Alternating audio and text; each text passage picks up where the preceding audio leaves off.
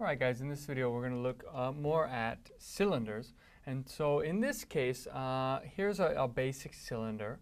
Alright, we have a breakdown of the cylinder in two dimensions if you were to sort of flatten out the cylinder. Again, this is called a net, and so here would be a net of the cylinder. And I think this helps us especially understand surface area. But anyway, if we look at our definitions of a cylinder, we have the two bases. Okay, so a prism and a cylinder are very similar. All right, the only difference is that instead of a polygon base, we have a circle base here. And so we have basically the bases and then the axis or the altitude or the height. Okay, same thing with an oblique cylinder here. The exact same thing, except for, again, when you have a case where you have an oblique cylinder, you need to make sure you're focusing on the height and not the slant height here. Okay, so again, here's just another view of the cylinder. So we have the base, the height or the axis and altitude, and then we have, here's a good way of seeing the surface area. Okay, so the surface area is going to be, the area of these two circles, and then if you add on the area of this rectangle, then that'll be our surface area. So let's look at an example problem. I want to walk you through the formulas here.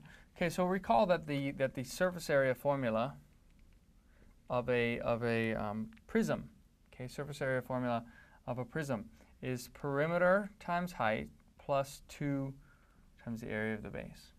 Okay, perimeter times height plus 2 times the area of the base. Now we just have to this is a general form of prisms or of cylinders, but we need to we can specify this to cylinders by changing the perimeter and the base. So the surface area, this is for prisms. Okay, so the surface area for cylinders then is going to be the perimeter of a cylinder is 2 pi r h plus 2 pi r squared. Okay, so this is going to actually be our formula for the surface area of cylinders. Similarly, the volume of a prism is area of the base times height. So the volume of a cylinder, well, the base here is going to be a circle, so it's going to be pi r squared h. Okay, I walked through in the last video sort of that idea of building up units and how that looks in a rectangular prism, in a pentagonal prism.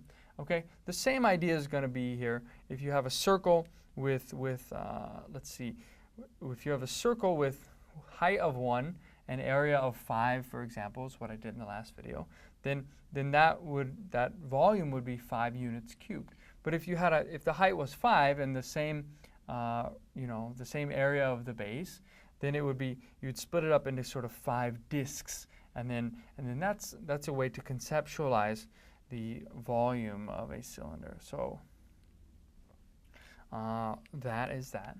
So here I want to actually find the surface area and the volume of this. So we have a cylinder here. Okay, so I want to do the surface area is going to be 2 pi. Again, r is 4. H is going to be here. That looks like 8.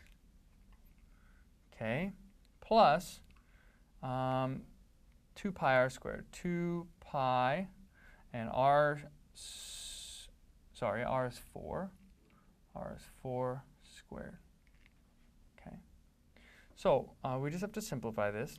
4 times 8 is 32. 32 times 2 is 64 pi.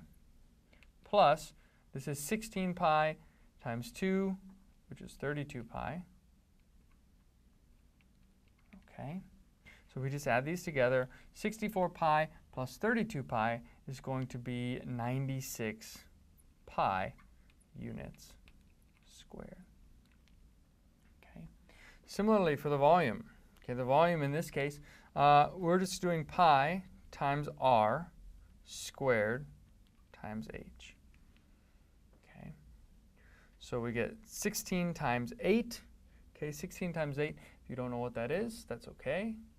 Okay, we have 48, carry the 4, 12, 128. So this is 128 pi units cubed. So we're going to look at more examples in the next video, but hopefully this gave you an idea of what the formulas are, where they come from, and a little bit of how they work. Thanks for watching.